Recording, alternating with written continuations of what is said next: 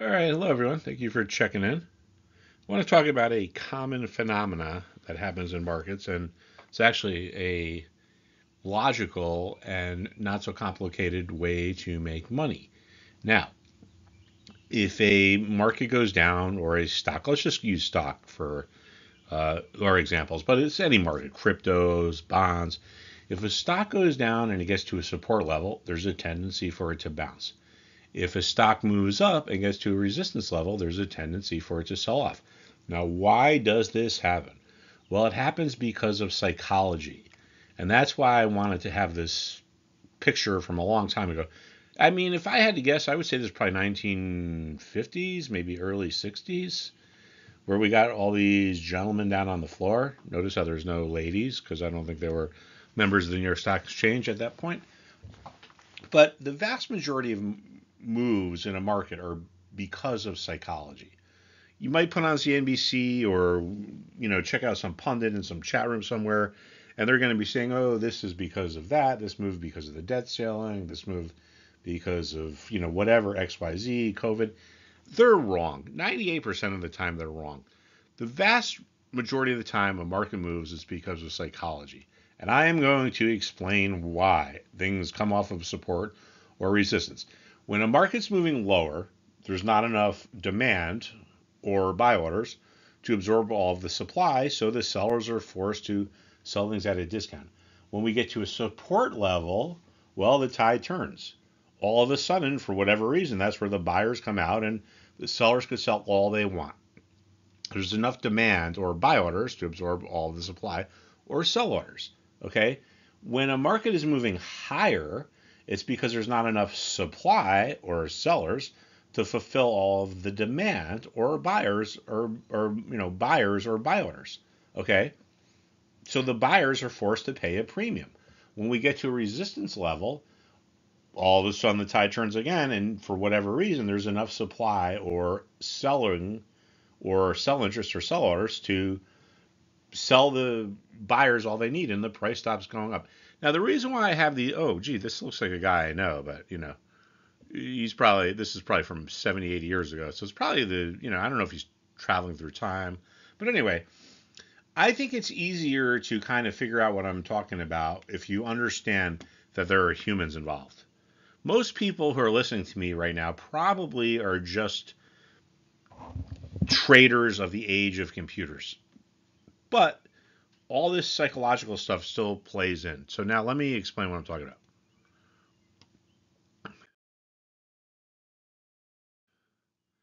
All right, here's the S&P Industrial ETF, XLI, and you can see this on any chart, pretty much.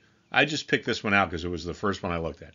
Notice we get to resistance, okay, 103.50. Market's moving higher. There's not enough supply to fill all the demand. Get to resistance, all of a sudden there is, and we get this sharp sell-off. Now we get to support, market's going lower, there's not enough demand to absorb all of the supply. We get to support, the market goes higher. Get up here to resistance, the market goes lower. We get down here to support, the market goes higher. Then it goes down, get down here, we got a new resistance level, the market goes higher, the market goes lower, the market goes higher, the market goes lower.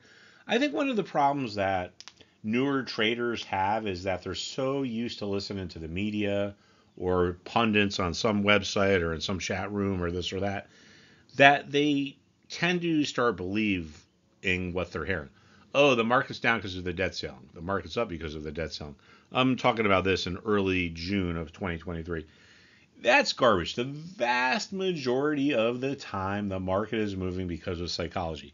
Now, pretend you're one of those people in the crowd. The market gets to resistance. You want to sell. So you're watching this ETF go higher and higher, and you're thinking, like, oh, gee, where should I sell? Oh, all of a sudden, we got to 103.50 and the market's not moving higher anymore. That must mean that there are sellers coming into the market. All of a sudden, from being out of equilibrium, there's not enough supply to fill all the demand. The tide turns. There is enough supply to fill all of the demand, or sell orders to fill all of the buy orders. Now, some of these sellers or investors who want to sell start to think, gee, there's other sellers around. I'm starting to get worried that I'm not going to be able to sell. If someone else is willing to offer their shares at a lower price, that's who the buyers are going to go to. They're going to go to whoever is willing to sell at the lowest price. And other sellers or other investors who want to sell start to think the same thing, and they start to undercut each other, and we get this snowball effect. Now, we get down to support. As we're moving lower, there's not enough demand or buy orders to absorb all of the supply or sellers. Investors who want to buy, all of a sudden they notice, oh, gee, guess what? The share price isn't going any lower. Therefore, there must be other buyers entering the market. I don't want to miss out. I need to be willing to pay a higher price than other people who want to buy. And guess what? Buyers start overbidding each other or outbidding each other, and we get a move higher. So when we get a move off of resistance or a move off of support, this has nothing to do with what they're talking about on CNBC or Fox Business News. I tell my students, just turn that stuff off. Just listen to what the market tells you. They are out there to entertain you. They don't know what they're doing. The vast majority of them are journalists. They don't understand trading. Anyway, get up here to resistance. Why did we sell off? Is it because of Ukraine? Is it because of COVID? Is it because of the debt ceiling? Is it because of Powell? Is it because of Janet Yellen? Who the hell knows? I don't know. But as a trader, I just watch the market and I let the market tell me what to do. We get up to resistance. People that want to sell all of a sudden notice, oh, gee, the market's not moving higher. There must be sellers coming into the market. If I want to sell, I better reduce the price I'm willing to sell at because the buyers are going to go to whoever willing to sell at the lowest price. And we get a snowball effect. Sellers undercutting each other. We get down here. Buyers outbidding each other. Get to resistance, support, resistance, support, resistance, support. Now, it's a little difficult to understand that when you're just looking at a computer, but I just want to bring up this old picture of the New York Stock Exchange. My guess is, I don't know, early 60s, late 50s. I have no idea.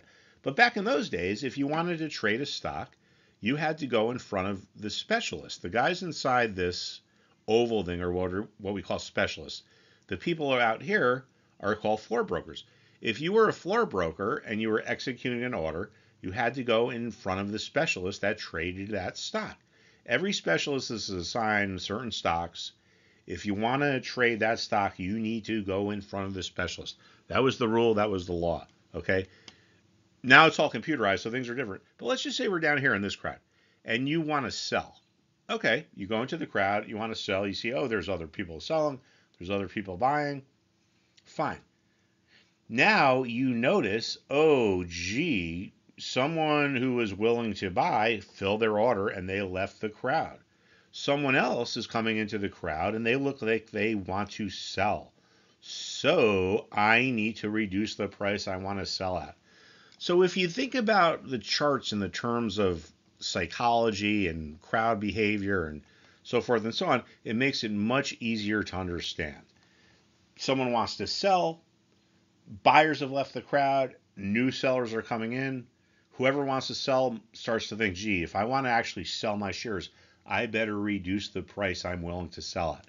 That's what makes things sell off of resistance. The opposite is true of support. You want to buy, you notice a couple sellers have left the market, a couple new buyers are coming into the market. You got to pay higher prices if you want the sellers to come to you. And we get the snowball effect. Now, we can see this on pretty much any stock. Here's Zillow Group. I don't know why I picked this one. I was just looking through my charts. Gets to resistance, sells off. Gets to resistance, sells off. Gets to resistance, sells off. Gets to resistance, sells off. And gets to resistance and sells off. Gets to resistance and sells off. Gets to resistance and sells off. Gets to resistance and sells off. All right? You know, you don't need to be a former hedge fund trader or market guru to see that. And it's not because of the news. It's not because of what Jim Cramer is saying. It's not because of what Neil Cavuto is saying. They kind of don't really know what they're talking about, in my opinion. It's psychology. Get to support, we bounce. Now, this is interesting. Why is there a support level at a former resistance level? Well, believe it or not, this has to do with seller's remorse. There are people who sold here. You know, they were so excited to sell when the price went lower, but then the price goes higher, and they're just like, man, I shouldn't have sold. I want to buy my shares back, but I'm only going to do so if I can get them at the same price I bought them at. So you have these remorseful sellers placing buy orders at the level that was resistance. And if there are enough of them, support forms, and the same thing happens. These people that want to buy their shares back start to get anxious, and they start to see other people buying, and they outbid them, and we start this snowball effect.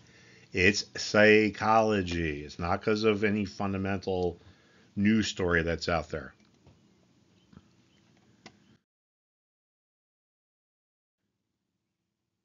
Here's another chart I just pulled out of the air.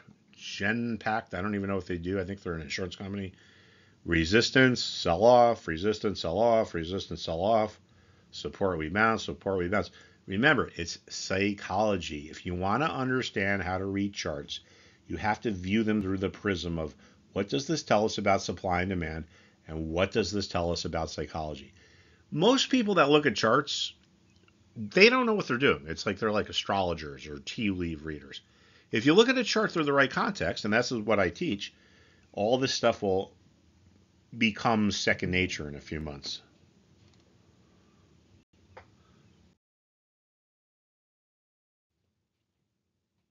All right, one more chart to go here. Unity software, same thing. Get to resistance, we sell off. We get to resistance, sell off. Think about this, okay? If you're a fundamental person, why is it that this company had the exact same valuation here, which is probably, I don't know, November or December, as it did in February?